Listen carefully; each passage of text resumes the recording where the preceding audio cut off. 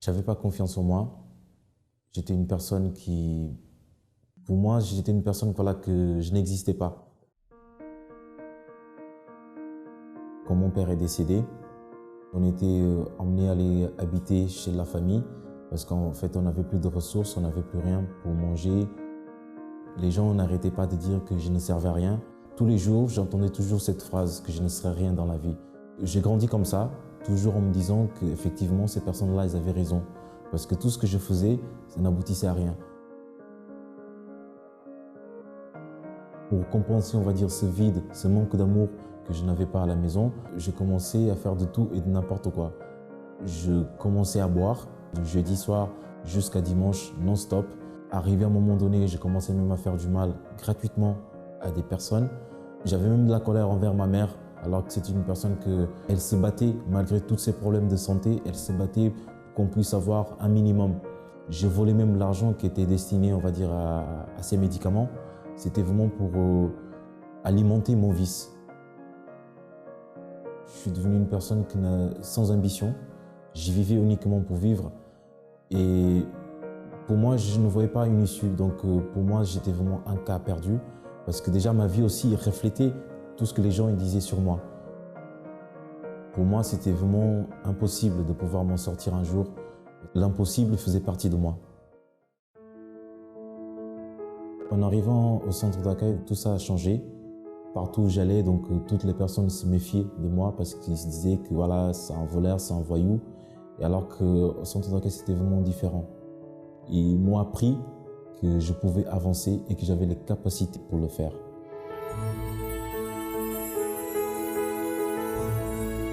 En mettant en pratique tous les conseils, tous les enseignements que j'ai reçus au centre d'accueil, je commençais à conquérir des choses pour moi, c'était juste impossible.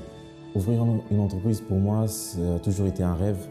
Et maintenant, une fois arrivé au centre d'accueil, j'ai pu vraiment réaliser ce rêve. Voilà, aujourd'hui, j'ai mon entreprise qui marche très bien. Ça s'appelle Gold Event. Moi, qu'un jour, j'ai été considéré comme un voyou, comme une personne sans valeur. Donc aujourd'hui, je suis devenu chef d'entreprise, je suis épanoui. Et le centre d'accueil, il est vraiment là pour nous apprendre que l'impossible peut devenir possible. Donc je vous invite réellement à venir et de vous-même, de voir et de vivre cela.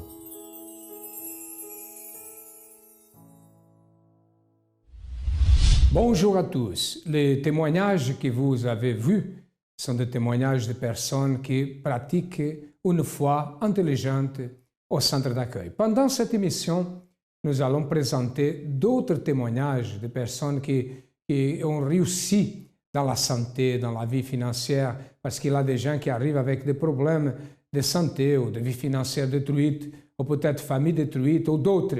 Il y a des gens qui viennent avec tous les problèmes. C'est le cas de l'histoire de cette personne qui va rendre témoignage maintenant. Écoutez. Avant d'arriver au centre d'accueil, j'étais quelqu'un de... Je ne savais pas où j'allais dans ma vie. C'est-à-dire que j'ai perdu ma mère, j'avais 4 ans, ma mère s'est suicidée, comme elle était dépressive. Et ensuite, moi aussi, j'ai contacté l'asthme. Je faisais des crises d'asthme et ensuite aussi la dépression. Mais vraiment des très graves dépressions parce que je prenais des médicaments matin, midi et soir et je ne m'en sortais pas du tout. J'ai même été hospitalisée 2 fois. Malgré ces hospitalisations, je n'ai pas été guérie. Alors, c'est-à-dire que je conquérais beaucoup de choses dans ma vie, mais je perdais tout. Et je ne savais pas quoi faire. Je partais vivre en Guadeloupe. On me mutait pour aller travailler chez moi aux Antilles, mais malgré cela, je n'étais pas heureuse. Je redemandais à réintégrer encore la France. Alors, ma vie était un calvaire. Vraiment, j'ai souffert beaucoup de souffrance. Beaucoup de souffrance. Et ensuite, j'ai eu ma première fille à l'âge de 21 ans. Elle est née handicapée. Alors là encore, c'était pas incroyable. Alors, j'ai pris la décision de rentrer en France pour la soigner. Et c'est là, après, la famille ne m'a pas reçue. Je me suis trouvée complètement, ma vie même vraiment par terre. Mais quand même, je me battais pour réussir. Je faisais, malgré toutes les batailles que j'avais, mais je n'étais pas quelqu'une heureuse. Je me battais, mais je me battais pour me battre. Mais sans aucune envie, mais je faisais. J'étais malheureuse, très malheureuse. Oui, à la maison, c'est-à-dire comme j'ai eu un premier mari, après, bon, il m'a abandonnée. Mais j'étais dépressive. Vous savez que quand on est dépressif, on n'a plus la vision des choses. Parce que moi, tout ce que je me sentais tellement seule que les enfants, j'ai eu des enfants, mais parce que c'est moi qui les ai voulus. Mais les messieurs même, ma vie était tellement chaotique que j'avais les enfants, mais j'abandonnais les papas. Mais je gardais mes enfants comme si pour moi, c'était un soutien pour moi. Parce que comme je n'avais pas de mère, je n'avais pas de famille, alors c'est comme ça. À la maison, ça n'allait pas. Mais pourquoi j'étais triste? Parce que je n'avais pas grandi avec mon père. J'étais dans ma famille et j'étais la seule blanche. Donc pour moi, je me sentais exclue, je me sentais à part. Et franchement, c'était une douleur que j'avais à l'intérieur de moi. Et cette souffrance, personne ne le savait à l'extérieur. Tout le monde pensait que j'étais Colline heureuse, elle était bien dans sa maison. Je vivais d'apparence. Je faisais croire à tout le monde que j'étais heureuse. Mais en fait, je n'étais pas heureuse. Mais moi-même, je me voilais la face. Donc des fois, ça m'arrivait de penser que j'étais heureuse. Mais une fois que j'étais toute seule avec moi-même, dans mon lit, dans ma chambre, toute seule, je me mettais à pleurer parce que j'avais vraiment une souffrance que je ne comprenais pas. C'est aujourd'hui que je comprends, mais à l'époque, je ne comprenais pas pourquoi j'étais triste. Et la souffrance que j'avais, je la manifestais sur ma famille. Avec ma mère, il n'y avait aucun lien, aucune discussion. Avec mon petit frère et ma petite sœur, j'étais toujours la grande sœur méchante. J'étais toujours là pour gronder, j'étais toujours là pour taper, pour réprimander. Mais je n'étais jamais là pour faire des bisous, des câlins, pour dire voilà, que j'aimais ma famille. Pour moi, c'est comme si, bon, j'habitais avec ma famille, mais on était colocataires. Parce que moi, c'était ma chambre, je ne descendais pas. Seulement pour manger, des fois même, je prenais mon assiette, mon repas, j'allais manger dans ma chambre. C'était vraiment... il n'y avait rien dans ma vie, il n'y avait pas de sens, il n'y avait pas de direction. Anne-Marie avait une dette de 27 000 euros. Elle était dépressive à cause du suicide de sa mère. Sa mère s'est suicidée. Elle avait des problèmes d'asthme. Elle avait des problèmes avec sa fille. Bon, elle avait presque tous les problèmes. Quoi faire dans une situation comme ça? C'est pour cela que beaucoup de personnes se suicident, parce qu'elles ne trouvent pas la bonne voie. C'est pour cela que beaucoup de personnes tombent dans le vice de l'alcoolisme, de la drogue, parce qu'elles ne trouvent pas la bonne voie. Mais le centre d'accueil a été la bonne voie pour beaucoup de personnes. Regardez comment va la vie de Anne-Marie et qu'est-ce qui s'est passé au centre d'accueil depuis qu'elle a connu le même. Oui, lorsque je suis arrivée au centre d'accueil, je ne connaissais pas. C'est ma sœur qui m'y a invitée. Alors là, j'ai commencé à écouter la voix qui sortait de l'hôtel, c'est-à-dire la voix de l'évêque, et j'ai mis en pratique. Alors j'étais venue, comme j'avais une très grosse dépression, alors j'ai fait des chaînes de prière. Tous les mardis, je venais à chaîne de prière, et ensuite, j'ai sacrifié pour cela, parce que c'est ce que je voulais, qu'il soit résolu dans ma vie, la dépression. Et ensuite, j'ai vu le résultat. L'asthme aussi. J'ai sacrifié en même temps pour l'asthme et la dépression. Alors là, j'ai eu le résultat. Oui, ça m'empêchait de tout faire. C'est-à-dire, là, déjà, je commence par la dépression, parce que c'était le plus grave même, c'était la dépression. Tout ce que la dépression m'empêchait de faire, c'est-à-dire que je pouvais conquérir tout dans ma vie, mais je perdais. Je perdais tout. On pouvait me donner tout, l'or du monde, rien. J'étais dans une dépression totale, j'étais dans le noir. C'est-à-dire, même pas, je ne pouvais même pas me laver.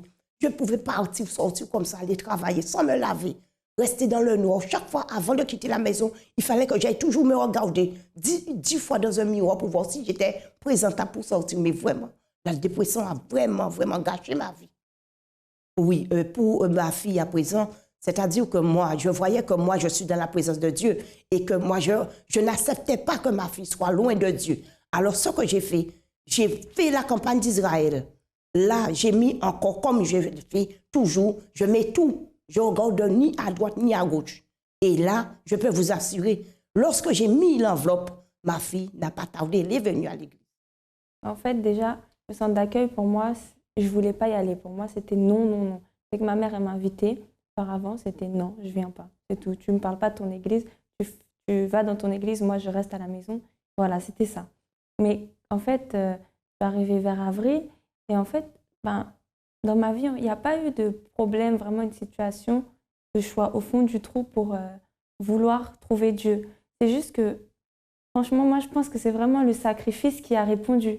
Parce que moi, je ne peux pas expliquer qu'est-ce qui m'a emmené au centre d'accueil. Ma mère, un jour, elle m'a invitée, elle m'a dit on doit inviter un être cher ce dimanche. J'ai dit d'accord, je vais venir.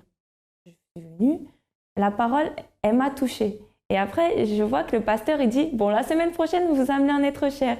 Et après, j'ai dit, mais tu m'as arnaqué, maman, parce que tu m'as dit que c'était aujourd'hui, mais en fait, c'est la semaine prochaine.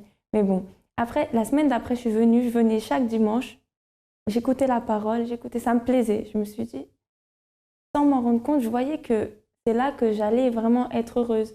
Que pour moi, j'étais heureuse, mais c'était faux. Donc pour moi, je me suis dit que ça va me permettre de changer. Et à ce moment-là, en fait, le pasteur, il avait parlé de ce qui était impossible dans nos vies, dans notre vie à réaliser. Et moi, je ne voyais pas mon intérieur, mais par exemple, je voyais pour mon bac, comme c'était les épreuves anticipées, j'étais en première générale de L, et je devais passer les épreuves anticipées. À ce moment-là, j'ai mis pour mon bac et je suis allée au bac, tout s'est bien passé. Mais en fait, tout ce que je voyais, c'était l'extérieur. Je ne voyais pas le fond de mon cœur. Et véritablement, je ne sais pas qu'est-ce qui m'a changé. Aujourd'hui, je ne peux pas expliquer parce que c'est Dieu qui a fait. Oui, j'ai sacrifié aussi pour les problèmes financiers. Ah oui, j'avais des dettes.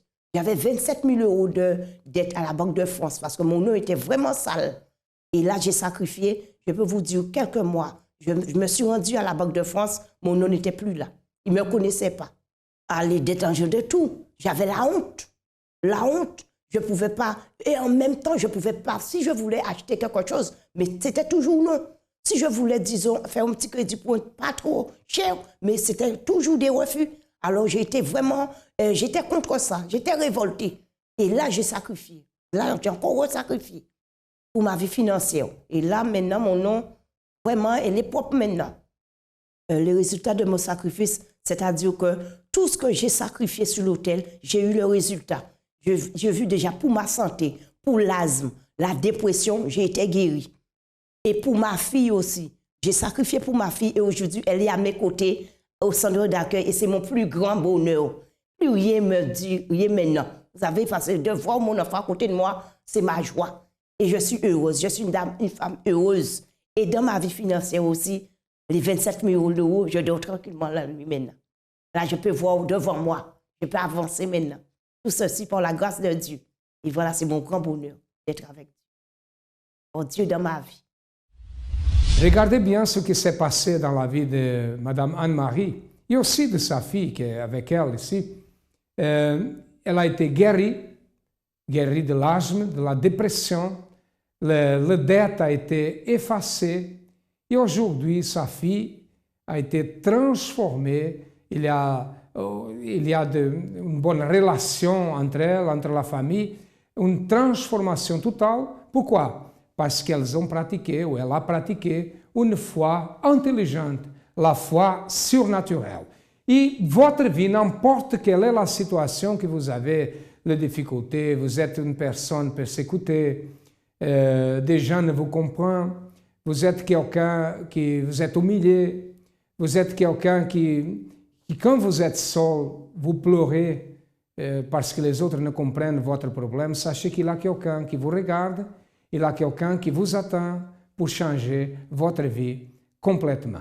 Nous allons maintenant écouter un autre témoignage de quelqu'un qui a participé de la campagne d'Israël. Et après, nous retournerons.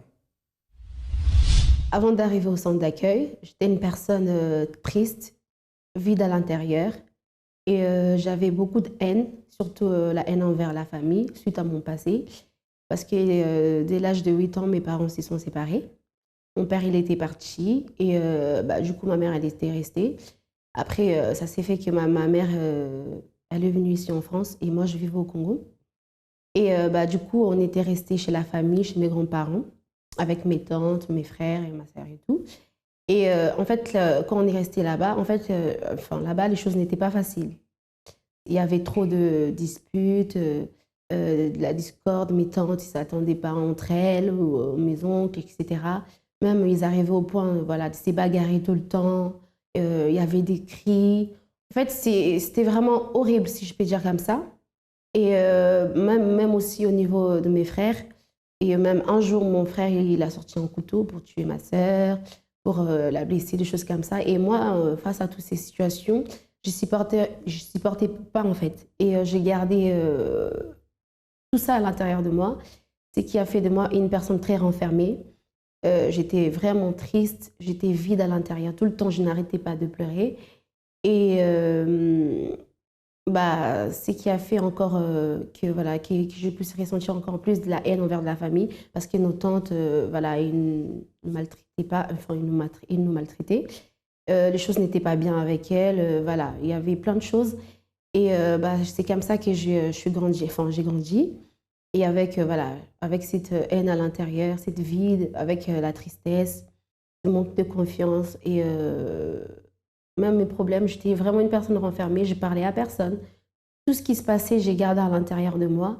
Et ce qui a nourri encore plus ces haines que j'avais à l'intérieur. Quand je suis arrivée au centre d'accueil, j'étais complètement vide à l'intérieur. J'étais une personne triste, remplie vraiment de tristesse. J'ai pleuré tout le temps et j'avais pas confiance en moi. Et j'avais aussi cette haine à l'intérieur de moi envers la famille par rapport à ce qui s'est passé dans mon enfance. Et quand je suis arrivée, justement, j'ai compris que je devais changer en fait. Que j'avais vraiment envie de changer. Je voulais plus avoir cette même vie. Et du coup, j'ai commencé à écouter tout ce que le conseiller nous disait de faire. Et quand je suis arrivée, justement, quand le pasteur il parlait, comme si en fait il parlait de ma vie. Et justement, c'est ça qui vraiment m'a poussée à changer véritablement et à prendre les attitudes. Et suite à ça, j'ai commencé à faire les chants de prière, les propos, tout. En fait, je me donnais tellement enfant, je me suis dit, c'était tout rien. Soit ma vie elle change, soit je continue la même personne. Et je commençais à faire les chants de prière, à faire les propos. J'étais fidèle dans mes propos. Je faisais tout ce qu'il fallait pour que ma vie elle vienne à changer. Ça n'a pas été quelque chose de facile parce que c'était vraiment très dur. Et avoir la haine à l'intérieur de soi, c'est pas quelque chose de facile. Et pour moi, c'était vraiment la plus difficile que je devais changer. Et pour ça, j'ai vraiment beaucoup demandé à Dieu de me donner la force parce que de moi-même, j'allais jamais arriver. Suite à ça, j'ai fait les chaînes comme il fallait. Et j'ai fait les propos et aussi les campagnes d'Israël. Pour moi, la campagne d'Israël, ça représente quelque chose de grand. Parce que c'est grâce à ça qu'aujourd'hui, ma vie elle est transformée. Et parce que c'était vraiment quelque chose de plus fort, en fait. Alors, aujourd'hui, ma vie elle est totalement transformée. Je ne suis plus une personne triste à l'intérieur. J'ai plus de la haine ou quoi que ce soit envers la famille. Parce que là, aujourd'hui, on se parle, on s'est pardonné. Et aujourd'hui, c'est même eux qui m'appellent plus. Pour montrer que les choses ont vraiment changé. Et aujourd'hui, je suis en paix. Je ne suis plus cette personne qui était vide à l'intérieur. Je n'ai plus de la tristesse parce que tout le temps, avant, j'étais là, je pleurais tout le temps. De tout et de rien, je pleurais. Mais aujourd'hui, je suis forte et j'ai plus de la tristesse. Et aujourd'hui, j'ai la force à l'intérieur de moi. Je sais que aucun problème qui peut m'arrêter aujourd'hui. Je sais que je peux passer par des moments difficiles, des problèmes, mais je vais tenir parce que je sais que c'est Dieu qui me donne la force et ma vie, elle a changé, même au niveau de mes études. Les choses avancent très bien. Et aussi, j'ai aussi des projets professionnels, plein de choses. Ma vie, elle avance aujourd'hui. Et tout se passe bien. Et pour moi, en fait, le centre d'accueil, pour moi, ça représente une école de vie, en fait. C'est parce que c'est là que vraiment j'ai appris à me rapprocher de Dieu. C'est là que j'ai appris à agir ma foi.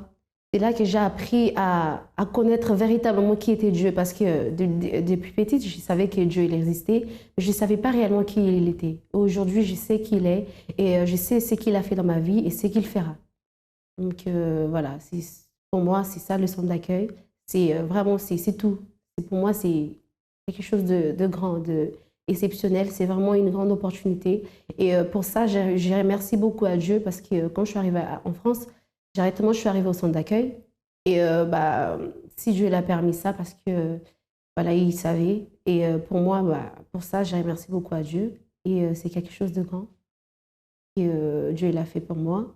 Et aujourd'hui, je sais qu'il y a encore tant de choses qu'il va faire. Déborah, à travers sa décision de participer à la campagne d'Israël, a changé complètement la famille. Aujourd'hui, il a la paix. Avant, il était la guerre. Mais aujourd'hui, il a l'union, il a l'amour parmi la famille. Peut-être que quelqu'un dit, mais ce n'est pas un grand miracle. Je vous le dis une chose.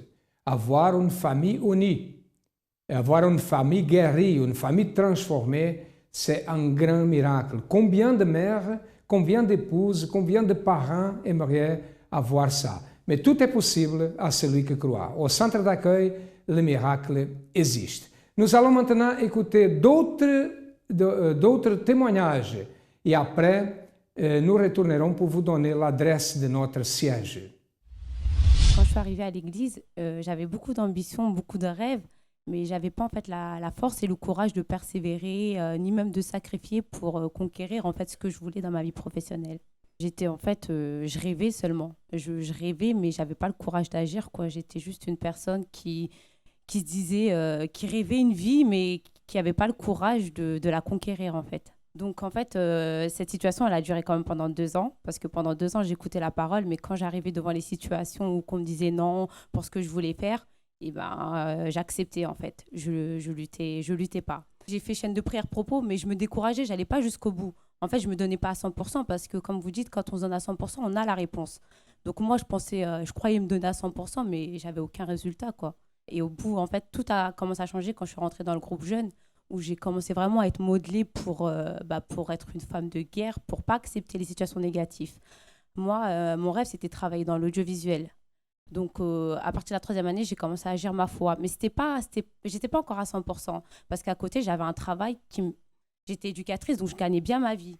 J'étais un peu accommodée, donc je me disais, pourquoi faire plus, quoi? Je suis bien. Je tournais un peu en rond. Et avec le temps, là, je me suis révoltée. Donc, il y a eu le propos, c'était Propos Vision, je crois, aussi qui s'appelait La Vision. Et donc, moi, là, j'ai dit non, il faut, même si je gagne bien et tout, c'est pas ce que je veux faire. Moi, je veux travailler dans l'audiovisuel. Donc, j'ai participé à ce propos et du coup, j'ai arrêté mon travail. Franchement, j'ai trouvé la formation que je voulais faire, mais elle commençait le 8 octobre et on était le 24 septembre. Donc, il ne me restait que 2 semaines pour trouver un employeur ou une entreprise. Donc, moi, j'ai dit à ma directrice que je n'allais pas reconduire mon contrat. Je me suis mis en danger parce que si, en gros, je n'étais pas prise dans ma formation, j'allais me retrouver sans rien. Le 24 septembre, même à 7h, je suis venue déposer mon enveloppe. Le matin même, j'avais mon entretien et le mardi, j'ai eu ma réponse. Aujourd'hui, il y a 3 mois, j'étais assistante de production chez France Télévisions. Et aujourd'hui, depuis le 4 mars, je suis chargée de production dans une boîte de cinéma. Amen. Grâce à Dieu. Qu'est-ce que Dieu a fait dès que vous avez sacrifié sur l'autel de Dieu vivant? D'abord, il a guéri ma mère.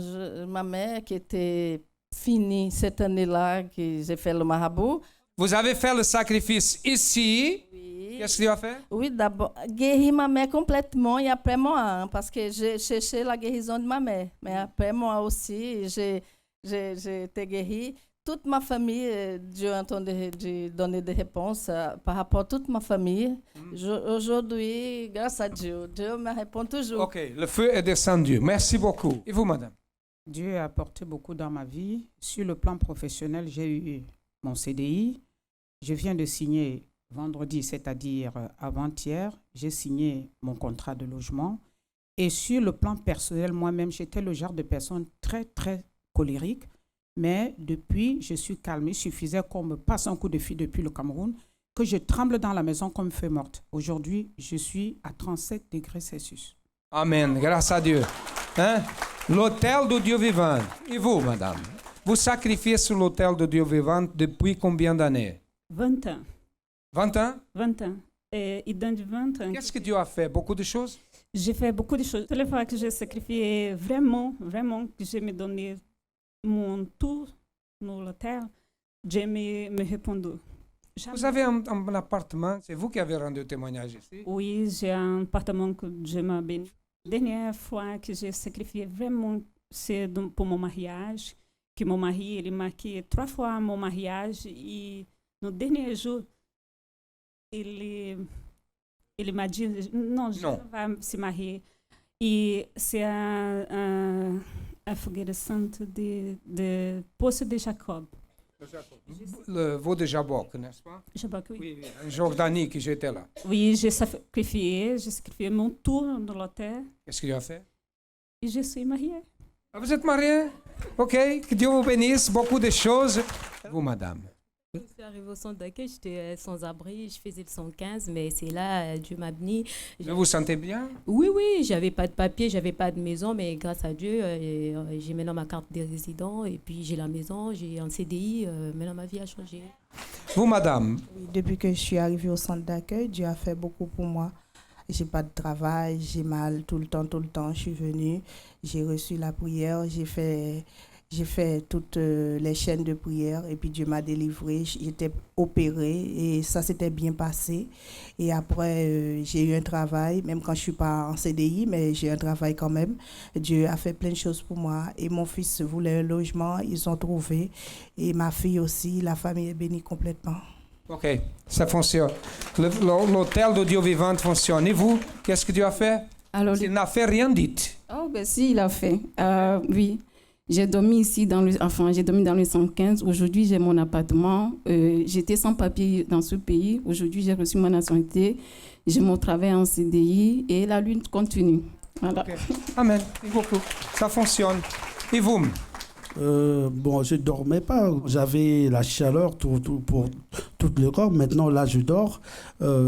J'ai maintenant eu le travail. J'ai eu la nationalité. Mais avec mes enfants, avec ma femme aussi. Ok. Fonctionne l'hôtel.